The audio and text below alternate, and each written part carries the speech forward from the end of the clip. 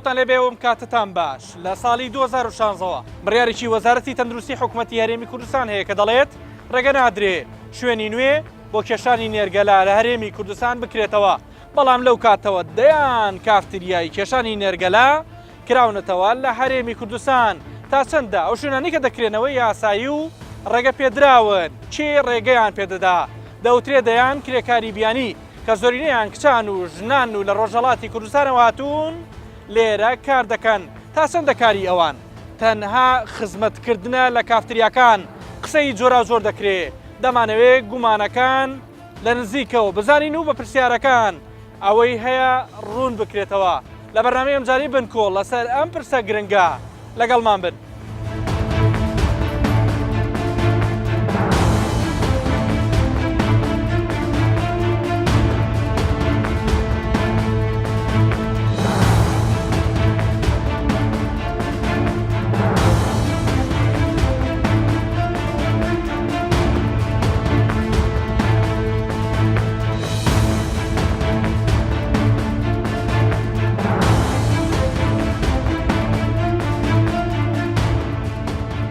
بە دوایی بابەتێکدا دەچین کە ئەنجامەکەی زۆر جار شێرپەنجەیە بە تامی میوە و کۆمەڵێک بابەتی دیکەی تامدار ئەویش کێشانی نێرگەلە و مۆڵەت پێدانی زیاد لە پێویستی کافتریاکان و هاتنی کرێکاری بیانیە بۆ خزمەتی ئەو شوێنانە هەروەک پرسی ڕێنمایەکانی وەزارەتی تەندروستی کە زۆر جار کاریان پێ ناکرێ لەگەڵ ئەلوودەبوونی گەنجان بە جۆرێک لە مادەی ئەلوودەکار لە ناوتوتنی نێرگەلە جێگەی هەڵوەستەکردن و بایەخی ئێمە لەم پرۆگرامە. لە سیوێکی 5 ساڵی 2016 و لە ڕۆژی بەرەنگاربوونەوەی جگارە کێشان وەزارەتی تەندروستی حکوومەتی هەرێمی کوردستان ڕایگەیاند لە پێناو پاراستنی تەندروستی گشتی و کۆنتڕۆڵکردنی شوێنەکانی کێشانی نێرگەلە لە کوردستان ڕێگری لە زیاتربوونی ئەو دیاردەیە وەزارەتەکەیان بڕیاری داوە چیتر مۆڵەت نەدرێ بە کۆفیشۆپی نێرگەلە و ئەو شوێنانەی نێرگەلیان لێ دەکێشرێ و لە ساڵی دواتری 2017 مۆڵەت بۆ کافتریا کۆنەکانیش نوێ ناکەنەوە دەسمە و شوێنەی بڕیارەکەی لێوە درابوو بەڵام تا ئەم ساتە جێبەجێ نەکراوە بەردەوام کافتریای نوێ دەکرێتەوە لێرە بە نووسراوێکی دیکەی 23 خاڵی ئاشنا دەبین کە پێویستە کافتریاکان جێبەجێ بکەن ئەگەر نادەبێت دابخرێن پوختەی ڕێنمایی نوێی وەزارەتی تەندروستی تایبەت بە کۆفیشۆپەکانی نێرگەلە بەم جۆرەیە یەک دەبێت شوێنی کێشانی نێرگەلە لە شوێنی پێشکەشکردنی خواردن دوور بێ ئاوەڕۆی گونجاو و ڕووناکی سروشتی و پەنجەرەی لەسەر بێ دووەم پێویستە بۆری و فلتەری نێرگەلە بۆ یەکجار بێ و کرێکاری شوێنەکەش کارتی تەندروستی هەبێ سێەم نابێ نێرگەلە پێشکەشی کەسانی خواردەمەند 18 ساڵ بکرێ پێویستە زیانەکانی کێشانی نێرگەلە هەڵبواسرێ چوارەم لە گازینە و چایخانەکان و شوێنەکانی مەی خواردنەوە دانانی نێرگەلە قەدەغەیە و ناکرێ بە دلیڤەری نێرگەلە پێشکەش بکرێ و بنێردرێ پێنجەم سەرپێچی کار بە بڕێک پارە کە لە 50,000 دینار کەمتر نەبێ و لە 500,000 دیناری عێراقیش زیاتر نەبێ غەرامە دەکرێ. باشکاوانە گرفتەکە لەوەدایە ڕاستی پارێزگاکان قایم قامیەتەکان لایەنە پەیوەنددارەکان تر وەک پێویست هاوکار نین لە جێبەجێکردنی ئەو بڕیارانە بۆ ئەوەی ئەو شوێنانەی کە سێر پێچینە ئەمەکو گلەی کاوە هاوکار نین وەک پێویست نییە بۆ هەماهەنگی دروست نابێت هەماهەنگیمان هەبووە بەردەوام داوای ئەومان کردووەکەوە کۆبوونەوەی هاوبەش هەبێ لە نێوانمان جارێ داخلبوونی تووتنەکە لە بە کوالتی کۆنتڕۆلدا تێپەڕ دەبێت کە سەر بە وەزارەتی پلانە ئەوان ڕێگە پێدانی بۆ دەکەن دوای ئەوە دێ کە لە شوێنەکانی کێشانی نەرگیلە خۆش دەکرێتن ئێمە تیمی چاودێری تەندروستیمان هەیە سەردانی ئەو شوێنانە دەکەین بەڵام با ڕاستێکی با خەڵکی زبیزانی هەندێک شت هەیە قورسە ئێمە بۆیە داواکاری ئێمە لە هاوڵاتیان ئەوەیە بە ئەسڵەن دوورکەونەوە نەرگیلە نەکێشن با ئاگداری ڕۆڵەکانی خۆیانش پێم بڵێ زیانە زۆر سەرچیەکان زیان شێرپەنجەیە زیادبوونی شێرپەنجە ئێستا لە هەرێمی کوردستان بەڵێ لەبەرچی یەک مەسەلەی نەخۆش شێرپەنجەکان دوو ئەو نەخۆشی جەڵتا پەککەوتەیی لە گەنجان ئێستا ژمارەی زۆر گەنج هەیە تووشی جەڵتەی دڵ دەبێت جەڵتەی مێشک دەبێت ئەوە لە پێشووتردا نەبووە ئێستا کێشەی نێرگەلێک بەرامبەر چەند پاکەتە دکتۆر کێشە لە بەرامبەر 5 پاکەتە لە وتەکانی ئەم بەڕێوەبەری گشتی دیوانی وەزارەتەکە ئەوم بۆ ڕوون بۆیەوە هەماهەنگی وەزارەتەکانی حکوومەتی هەرێمی کوردستان لە ڕابردوودا لە ئاستی پێویست نەبووە بۆ دروستبوونی کۆدەنگی لەسەر بابەتە زیان بەخشەکان. ئەم خاتونە سەرۆکی لیژنەی پێشووی تەندروستی پەرلەمانی کوردستانە چیرۆکی زۆری لایە بۆ یەکەم جاریش لە ڕێگەی پرۆگرامی بنکۆڵەوە باز لە ڕێگەریەکانی بەردەم کاری لیژنەکەیان دەکات لە ماوەی ڕابردوو. ئەگەر ئەم سەنتەرانە یان ئەم کافتریانە هەر جۆرێکە کە ناوێکی هەیە لە ژەرناوەکەی خۆیدا توانی کار بکە وەزارەتی تەندروستی دەتوانێت بەو شێوەیە مامەڵەی لەگەڵدا بکات. بەڵام ئەگەر لە ژێر ناوێکی تربوو ناتوانرێت مامەڵی تەندروستی بەو شێوەیە لەگەڵ بکرێت لەوانەیە لە ناکاو لێ شاوێکی زۆری ئەم نەخۆشیە ڤایرۆسانە بڵاو بێتەوە ئەو کاتە دێ بڵێ خۆزگەم بە هاتنی داعش. ئەنی ئەو نەخەتەرە؟ بەڵێ. ئەنی ئێستاوی لە کافتریەکانی کێشانی نەرگەلا گوزەرێ ترسناکترە لە هاتنی داعش و ڕوبەڕووبوونی داعش؟ دوو بابەت هەیە من پێم وایە ئەگەر ئەم کە ئەو سانتەرانێکی ئێمە باسی دەکەین کە بەڵگەمان هەیە لە سەریان کە بەڵێ کاری بێڕەوشی تێدا دەکرێت بەڵێ مەترسیدارترە ئەمە لەلایەکەوە دوو لەلایەکی ترەوە چەندین گەنجمان هەیە بە وتەی دایک و باوکی ئەو گەنجانە کە معتاد بوون بێ ئەوەی بە خۆیان بزان لە ڕێی کێشانی جگەرەوە یەکێک لە نێرگەرەکان لە یەکێک لە شارەکانی محافظەی سلێمانی داخرا لە سەرچی ئاسایش پێیزانی کە خەڵکێکی زۆر ڕووی تێدەکا ئەو خزمەت گوزارەی نییە کە لە کافتریەکانی تردا هەیە کە بەسەریان دەدەن فەحسی مادەکەەکەن تلیاک و مەوادی مخدرات دانراوە هیچیان نەکڕن مای تەندروستی تێرانە و هەڕەشەیەکی گەورەیە بۆ سەر ئایندەی تەندروستی هەرێمی کوردستانیش. چی بکرێت بەپەلا؟ پێویستە من پێم وایە پێش ئەوەی ئەم یاسایە بگۆڕێ حکوومەت ڕنمایی دەربکات بۆ وەستاندنی ئەم حاڵەتە. یەکێک لە شەوەکانی پاییزە و چەند خولەکێکی ماوە بۆ نیوە شەو ئێرە یەکێکە لە شەقامە سەرچەکانی هەولێر ژماری کافتریەکانی کێشانی نێرگەلە لێرە زۆرن پێشتر قسەی جۆرا و جۆر دەکرا کە لە دوای کاتژمێر 12 شەو کافتریەکان دەبنە یانەی شەوانە کچان و ژنانی کارمەندی کافتریەکان جۆری کارەکەیان دەگۆڕن بەڵام هەر لەناو ئۆتۆمبیلەوە دیار بوو کە دۆخەکە بەو جۆرە نییە. باس لەوەیە لە دوای داخستنی کافتریەکان ئەوان جۆری لە ڕێکەوتنیان لەگەڵ گەنجەکان هەیە بۆ ئەوەی کاتەکانی خۆیان لەگەڵ ئەوان ببەنە سەر مشتریەکانی نێرگەلە دێنە دەرەوە و ئێمەش دەچینە ژوورەوە. لا ئێوە کەس ئێستەغلال ناکرێت کەس داوای ژمارە لە ئێوە ناکە هەموو خۆی نامێک و دناسی هەمی دەناسن هەمێک دناسی من ڕێگە کامێرە بێنم چەند قسێ خلصا قامێ دەمەناس. لە قسەکانەوە ئەوەم بۆ ڕوون بۆیەوە ئافرەتان لە هەر شوێنە کار بکەن ڕاستە و خۆ لەو شوێنە گومانێک دروست دەکرێت کە زۆر جار مەبەستەکە دوورخستنەوەی ئافرەتانە لە کارکردن و بەرتەسەکردنەوەی ئازادیانە.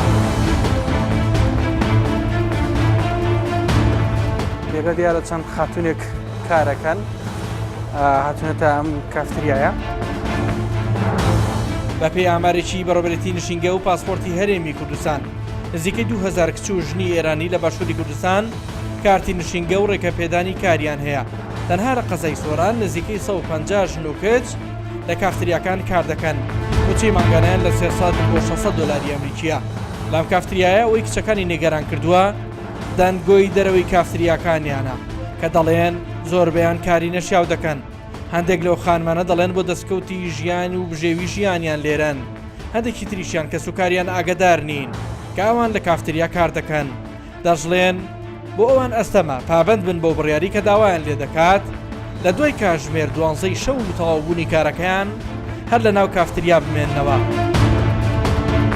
ئەم خاتونانی کە لێرن ینی بەپێی مەرج ڕێنماییەکان هاتوونەتان دی؟ بەڵێ بەپێی مەرجەکان تەمان مەرجەکان هەمویان بۆدان دراوە مەرجی تەندروستی کە هەمویان دەبێت کارتی تەندروستیان هەبێ و دەبێت بە مەرجی بیمە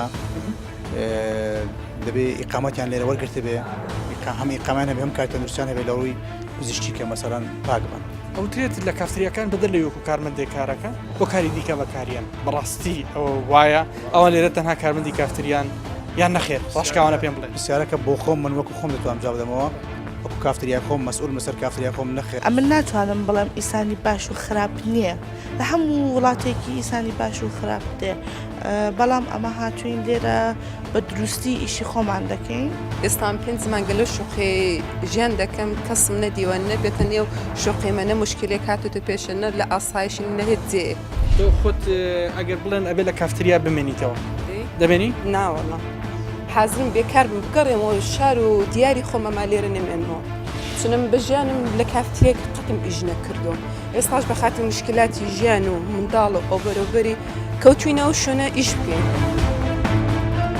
پۆلیسی کۆمەڵگەی قەزای سۆران سەرپەرشتی جێبەجێبوونی کۆمەڵێک ڕێنمایی نوێ دەکەن بۆ کۆنتڕۆڵکردنی باشتری کافتریاکان بڕیارەکان بەگشتی بریتین لە پابەندی زیاتر بە مەرجە تەندروستی و ئەمنی و کۆمەڵایەتیەکان شەوانەش گەڕانی بەردەوامیان هەیە. ینی خۆشببختانە مەگەیشتنە و نەتیزەی کە بڵێ لە ماوەی مانگێک کە ئەم لیژنە ڕاگەیاندرا کاری باش لە کافتریاکان کرا.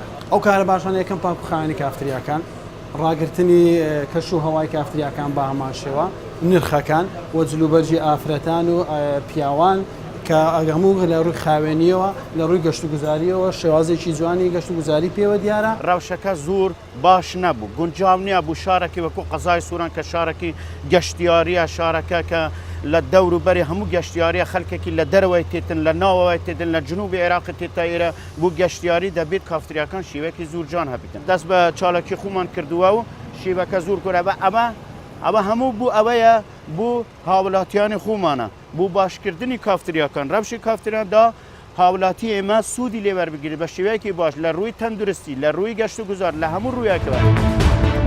ئەبێ ئاگادارکردنەوەی پێشوەختە لەگەڵ بەرپرسێکی لیژنەی ئابووری کە ئەفسەرێکی ئاساییچە کافتریایەکی دیکە بەسەر دەکەینەوە.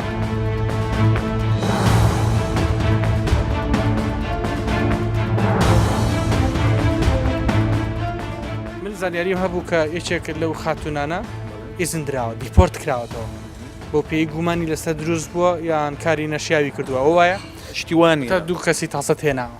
ئەمن دوو کەسم هێنا لەبەرەوەی لە کنەما لە سۆران تایبەت کچ ئەگەر لە کافتریای نەبی کار نابێت. کار نابێت؟ یانی ئەو کەسانی گەیەنە کافتریەکان بۆی ئەو خاتونانەوەیە؟ 7 مانجی کافتریام کردەوە هیچ بازاڕی نەبوو. بەڵام کاتێک چەند خاتونێکی ئێرانی تێنا خاتونیش لێ تێرە هیچ شتێک ڕوونادە بڵێ ڕۆدە، بەڵام خەڵکەکە عادەتی پێوەگرتیە. باشە کاک لازم ڕێبوار من ئەوەی زانیاریم هەبوو یەکێک لەو کچانەتان دیپۆرت کردەوە کە لەم کافتریایە بوو. کارەکە چی؟ نەک تەنها یەک کەس زۆر کچمان دیپۆرت کردوەوە لەسەر نەکرد کاری نەشیاو.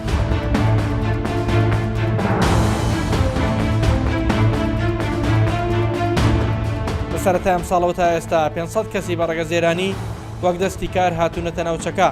نزیکەی 700,000 دینار لە هەر کەسێکیان وەردەگیرێ. بەڕێبەری نشینگەی سۆران دەڵێ لەگەڵ ئەوەیە بڕەکە بۆ 2 ملیۆن دینار زیاد بکرێ.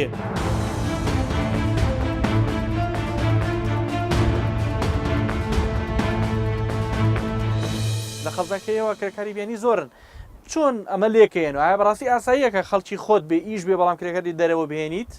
کاکەروان بە نسبەت حەوزی سۆران و سنوورەکەی و دەوروبەرەکەی ڕاستە لەبەر هاتنی ئەم قەیرانە و شەڕی داعش و قەیرانی بێپارەی و ئەوانە تەسیری لە کار کردووە، کاری کەم کردووە، بەڵام بەو شێوەیەش نییە کە خەڵک بێکار بێ. بەو شێوەیە نییە کە خەڵک بێکار بێ، بەڵام خەڵکی خۆمان ئیش ناکە، خەڵکی بیانی دێ شوێنی دەگرێتەوە. خەڵکی ئێمە گەنجەکانیان هەیەە لەسەر شەقامیش کار دەکات و پێی شەرمنی احتیاجە هەموو جۆرە کارێک دەکاتن ئەوەی کە بەڵام زۆرینیان ئەو ئیشانە ناکە، ئیشی مەطعمێک بێ یان کافتریایەک بێ یان ئیشی عملایەتی بێ، ئەو ئیشانە بێتن بۆ چاوی لە وەزیفەکەیە لە وەزیفەتە ئین بکرێتن بەڵێ وەربگرێت لە بەرامبەر مادوونی بکەم. بەڵێ شادەی سێ متەوەستەم هەیە یان 6 سانەوی یان خەریج کولیەمە و شەرم دەکەم ئەو ئیشە ئاساییە هێنانی ئەو ڕێژە کرێکارە بیانیە؟ بەڕێی من ئەگەر خەڵکی خۆمان شوێنی بگرێتەوە ئیش بکاتن وابزانم ئەوەندە پێویست نیە، چونکە خەڵکی خۆمان هەیە بەڵام ئیش ناکە بەو دەرەجە. ئەو باجێکە وەریەگرن لە کرێکارێکی بیانی چەندەیە تا کارتی نشینگەی ئێنێ؟ نزیکە 650,000 تا 700,000 لە ڕسومات دەچێتن، بەڵام دایرەی زەمان و ئەوانە ماگانە دەوری 6,000 باجی لێوەردەگیرێتن. لەگەڵشیان بۆ تەقاعدیە بڕەکە گونجاوە ئەو 600 بە 700,000 یان پێویستی بە زیادکردن؟ بەڕێی من پێویستی بە زیادکردن بێت تا 2 ملیۆنیش بچێتن با باجی لەسەر قۆڕز بێ بۆەوەی نەتوانێت بێتە هەرێمی کوردستان زۆر بە ئاسانیەوە هەر کارێک هەبێتن بیکاتن با خەڵکی خۆمان کاری تێدا بکە. بەڵام کافتریاکان دەڵێن گەرە و ژنانە گەرە و کچە ئێرانیانە بۆ نمونە نەهێنین گەنج ڕۆمان تێناکە. ڕاستە کافتریاکان ئافرەتی گەنجی تێدایە و زیاتر بۆ سەرنجڕاکێشانە نەک بۆ نێرگلیەک. بە سەرنجڕاکێشانە ئەوەی ڕاستی بێگەر تەلەڤیزیۆنەکان بە ڕاشکاوانە و بە تەواوی قسەی بکەن بۆ ئەو خەڵکە زیاتر بۆ سەرنجڕاکێشانی گەنجەکان و پارەشیان پێسەرف دەکەن. شەوانە 10,000 15,000 20,000 بۆ گەنجەی سەرفەکاتن کە لە بابی خۆی وەردەگرێت و یەک ئیشیش ناکە و گەنجە دوای کافتریاتەوە بۆ نیشی دەچێتە بەر فەیسبوک و ئەنتەرنێت پشتیوە. بەهۆی دابەزینی بەهای تومەنی ئێرانی ڕێژەی هاتنی کرێکارانی بەڕێگەزێرانی بۆ هەرێمی کوردستان زیاد بووە. ئەمانەش فایل و نووسراوی فەرمی کرێکارە بیانیەکانن کە بیمەی کۆمەڵایەتی دەکرێن و مانگانە نزیکەی 6,000 دیناری عێراقیان لێ وەردەگیرێ کە خۆیان و خاوەنکارەکانیان دەیدەن. ئەوترێ ڕێژەی هێنانی کرێکاری بیانی بە بەراورد بە ساڵانی پێشووتر زیای کردو. هۆکار چییە؟ زیادە کردو بەهۆی ئەو وەزعی کە بەسەر وڵاتی ئێران هاتیە بەهۆی ئەو قەیرانەی کە ڕووی لە ئیران کردووە تاوان پێکاری لێ زیاد بووە بەهۆی ئەو پارەی کە ئیران کە ئێستا ڕووی لە دابەزین بەهۆی بەرامبەر بە پارەی بەڵێن بە پارەی دۆلار لێ بێکاری زۆر سەری هەڵدایە خەڵکەکە ڕووی لە هەرێمی کوردستان کرد و لێ کار دەکات. ئەم زۆر هاتنەوە ناکات کەمتر کۆنتترۆل بکرێت. بەتەکیید وای کردووە بەڵام بەهۆی ئەوەی کە ئەزگا ئەمنیەکان لێرە و هەموو ئەو دەوا ئیرانەی کە لێرەنا کە بەیەکەوە هەماهەنگن وای کردە ینی کۆنتترۆلی هەموو ئەوشتانش بکرێت کە لێرە کاتە کرێکاری بیانی ئەهێنن یان یەن لە ئێوە بیمەیان بۆ کرێ ئێم هەموو دەستی کارە ناوخۆیەکە بێکارن ئەوانە چی ئەمە کێشە و گرفت نییە؟ ئەخر کاکەڕوان ئەفم کە مەسەلەی کرێکاری ناوخۆ کە مەسەلەن زیاتر بێکار بووە یان بەراوە زیاتر ئیش بە کرێکاری بیانی دەکرێت هۆکارەکەی ئەوەیە خەڵکی ئێمە یان کرێکاری ئێمە کۆمەڵێک ئیشەیە کرێکاری ئێمە نایکات بەڵام کرێکاری بیانی ئامادەیە هەموو کارێک بکات. لە قەزای سۆران نزیکەی 44 کافتریا بۆ کێشانی نێرگەلا بوونی هەیە. ژماری دانیشتوانی قەزاکەش زیاترە لە 153,000 کەس. کەسی یەکەمی قەزاکە دەڵێ بۆ ڕەواندنەوەی هەر گومانەیە کە دروست بووە لیژنەیەکی نوێ کە ڕێنمایی نوێیان بەدەستەوەیە دەست بەکار بوون و دەڵێت لە 11 سەرداندا 2 کافتریایان داخستووە. بەزەوەکرێت لە هەندێک لە کافتریا سەرپێچی ڕێنمایی یاساییەکان کراوە ڕێنمایی نوێتان هەیە بەڵام وەک پێویستە ئەوترێت جێبەجێ ناکرێ ئایا بەڕاستیەوە وایە؟ ئەو ڕێنەمانەی ئێمە لە ئەنجامی دراستێکی قوڵ بوو بۆ شێوازی بەڕێوەبردننی کافتریاکان خەلەلەکان لە کوێنە چۆن بەڕێوە داواکان ئافرەتەکان لەناو کافتریاکان بمێنەوە لە 12 شەو نەچنە دەرەوە لە ماڵ شوقە نەبن بەڵام ئەوانیش ئەڵێن ڕەنگە خۆی مانەوەیان لە ناو کافتریاکە کێشەی گەورەتریان بۆ دروستکە. دراسی وردی ئەو بڕیارە کراوە؟ بێگومان ئەوە دراسە کراوە چەندین جار سەردان کراوە مناقەشە کراوە ئەمە تقریبان پێشەوەی کە بڕیارەکان دەرگین زیاتر لە سێ کۆبوونەوەی فراوانمان کردووە کە ڕای خەڵکی مختەسیشمان وەگرتووە. ئێستا ئەمە زۆر دڵنیاترین لەو حملەی دوایی کە دەستمان پێکرد بۆ نمونە لە 14 سەردانیان 11 سەردانی کە حملە یەکەم دەست پێکراوە 2 کافیتریا کە ڕێنەمایەکانی مایان جێبەجێ نەکردبوون لە پاشەوەی هەفتەیەک پێش ئەو کاتە ئینزارمان دابوونێ کە بێ بەو شێوەی بی داخراوەتان خستون کافترێک دیکەش بەڕێوەی دابخرێ ئەگەر ڕێنمایی جێبەجێ نەکات ئەو ڕێنەمایانە جێبەجێ نەکا 100% دادەخرێت. ئەم خانمە ڕۆژانە لە کاتژمێریەکی دوای نیوەڕۆ شوقەکەی کە شوێنی مانەوەیەتی بەرەو شوێنی کارەکەی لە کافتریا بەجێ دەیەڵێ بەڵام لەمە دووە ناتوانێت لە شوقە و خانووی دەرەوە بمێنێتەوە دەبێ هەرکە هاتە کافتریا لەوێ شوێنی حەوانەوی بۆ دابین بکرێ ئەو مانگانە بە 600,000 دیناری عێراقی کار دەکا وە خۆی دەڵێ لەلایەن مشتریەکانیەوە ڕێزی لێ دەگیرێ. لەکوێوە هاتونێەوە چ شارێ؟ من از بندر انزلی. بله. چندێکە لێری چەند مانگە چەند ساڵە؟ من هلوش یه 3-4 سالی هستش تو این کشور هستم. کاتی ئیشکردن لە کافتریا لە کاتژمێر 1 نیوەڕۆ تا 12 شەوە بێ. بەڕاستی کافتریاکان پابەندی ئەم خاڵن؟ بەڵێ ئێستا لە ئەو لژنە تایبەتێکە پێکهاتەوە و لەم خاڵەکانیشدا یەک لە هەموو کافتریایەکە دەبی پابند بن بە داخستنی کافتریاکان لە دوای کاتژمێر 12 شەو. پێشتر چۆن بووە؟ لە پێشتری شەروا بە بەس ئێستا تونتر بووە زۆر کافتریانی هەواڵم پێگەشتر بوو کە دوای 12 شەوشە کراوە نەخر ئێمە هەر دیاری تۆپی پێ هەبووە کراوە بۆ دایان نەخستوە ئێمە هەر کەسێک پێشتریش پابند نەبوو بە ئێمە ئیجراتمان دەگەر کردووە بۆ سزاش دراوە لەسەر لێرە تکایە هاتنە ژوورەوە بۆ تەمەنی ژێر 18 ساڵ ڕێگە پێ نەدراوە لە زۆر لە کافتریاکانی هەرێمی کوردستان ئەم دروشمە بەرزەکرێتەوە کاری پێک ئەمە ئەگەڕێتەوە سەر خاوەن کارەکە چووکە بەڵێنی داواکەوە پابند بی بەو خاڵە جۆرەمادەیشی تێکرێ بۆی وا لە گەنجێ بکات وا لە تۆ بک بۆ نمونە بچیتەوە بۆ فڵان کافتریا ئەو زۆرەمادەیە چییە؟ ئامادە لێرە نییە ئیلا لە دەروە بینن نوکە لە دوکان قەدەغە بفرۆشی ئامادە کێشانی نێرگەلا بووەتە دیاردەیەکی بەربڵاو ئێستا لە باشووری کوردستان بەشێک لە کشانی ژالودەی دووکەڵی ژاراوی نێرگەلەن هەرەوەندەش نییە بەڵکو نێرگەلە سەرمایەکی زۆر بە هەدەر دەدا چونکە لە نێرگەلە تەواوی پێداویستیەکانی لە دەرەوەی وڵاتەوە هاوردە دەکرێت یاسای ژمارە سیوێکی ساڵی 2007 پەرلەمانی کوردستانیش ناتوانێت مامەڵە لەگەڵ دۆخی ئێستای فراوانبوونی کافتریاکان و زیادبوونی زیانەکانی نێرگەلە بکات. ئاگدارن کە کافتریای زۆر ئەکرێتەوە نەگەل لە کێشان ڕۆژانە؟ بڵێ طبعاً ئێمە قسە لەسەر ئازادی گشتی ناکەین، ناتوانین ئازادی گشتەکان بەرتەسکەینەوە، هەر کەسە و خۆی ئازادە بەڕاستی، بەڵام پێمان وایە ئێمە شەریعەتێکمانەیە کە ئیسلامە کە خوای رب العالمین دەفەرمێ أعوذ بالله من الشیطان الرجیم يسألونك ماذا أحل لهم قل أحل لهم الطيبات. ئەی محەممەد صلی الله عليه وسلم خەڵکانێک پرسیارت لێ دەکەن چ شتێک بۆوان حەڵاڵە بفەرموو أحل لهم الطيبات، ئەو شتانی کەوا پاکن، ئەو شتانی کەوا زیان بەخش نین، ئەوانەی کەوا خزمەت ئەگەر خزمەت شت پێ نەکا زیان پێ نەگەێنێ. بۆیە پێمان وایە بەڕاستی ئەو شوێنانی کەوا دەکەینەوە بۆ جگەرەیە بۆ نێرگەلە یا هەر بۆ کارێکی ئەو های بەڕاستی ئەوە زیانێکی وێڕای کە تاکە کەسیە و داهاتی و مادیە بەڕاستی زیان بە ژینگەش دەگەێت.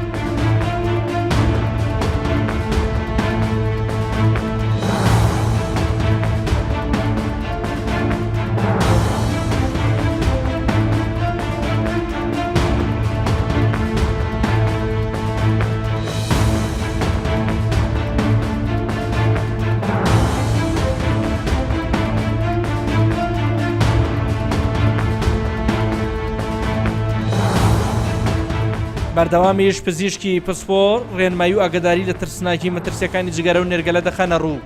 کێشانی نێرگەلە هۆکارێکی سەرەکی توش بوونە بە چەندین نەخۆشی ترسناکی وەک شێرپەنجەی دەم و خوڕگ و سیەکان و گەدە و شوێنەکانی دیکە، هەروەها دەبێتە هۆی هاوکردنی بۆریەکانی هەوا.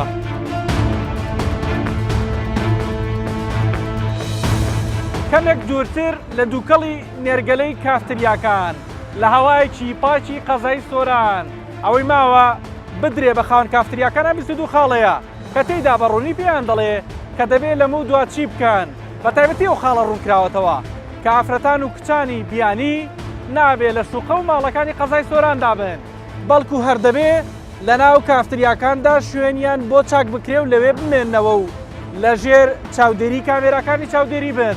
ئەوان بریتین لە داواکاری گشتی، نوێنەری قایمقام، شارەوانی سۆران، دەستەبەری کۆمەڵایەتی، پۆلیس و تەندروستی و ئاسایش و گەشت و گوزار، پۆلیسی شارەوانی، بەڕێوەبەرێتی بەرگری شارستانی سۆران تێکرا پێکەوە دەڵێن ئێمە بەرپرسی ئیدارەی قەزاکەین، بەم 22 خاڵە نەبێ کافتریاکانتان دادەخەین. تا بەرنامەیەکی دیکە هەموو لایەکتان لە خۆشییا بن، خواتان لەگەڵ.